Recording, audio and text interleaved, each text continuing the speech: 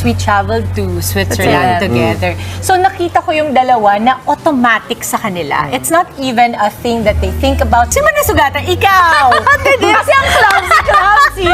Balik mo yung door, nananahimik yung pinto.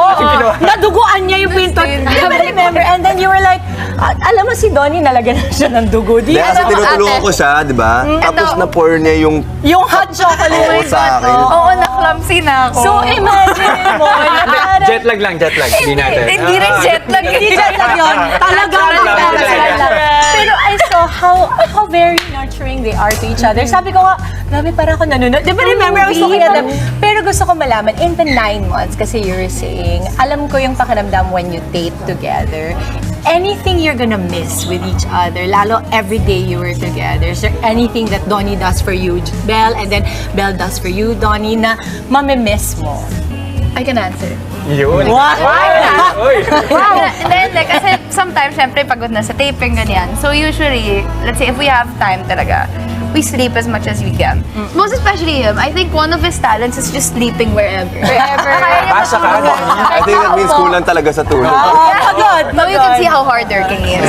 I'll miss waking him up siguro. From those moments. That's so sweet. Oh, Donnie. Tapatan mo yun. Tapatan mo yun, Donnie. I will miss feeding her a lot. Ay! Kasi usually yung mga, yung naging story yun, di ba, Binondo, di ba bro? Siguro lahat ng restaurant na pwedeng kainan na sobrang sarap. Inikutan na namin lahat yun. But I'm sure we can still do that. Di naman ibig sabihin na wala ng show, di ba? At gusto naman namin yun, that you still get to do that with each other. Yeah, so, ang dami, syempre marami kaming mamimiss. Na-discover ko sa kanya na may pagka-action star side.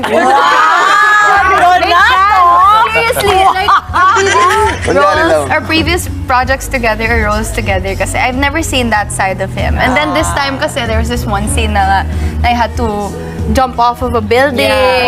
Like, sabi ko, ala, gusto niyang talunin na walang... Tingnan ko nga yung action star look mo. Marami pa paluk yan mamaya. Parinig kasi ako sa Star Creative, sabi Di ko, ba ang action ng ano nila, one day mag-action ako. Yuy. Tapos nakita ko yung script, may dinagdag na silang fighting scene. Fight scene! It's your chance! Tuwing fight scene, game na game siya. As in, wala pa dun yung action director siguro. Ano siya?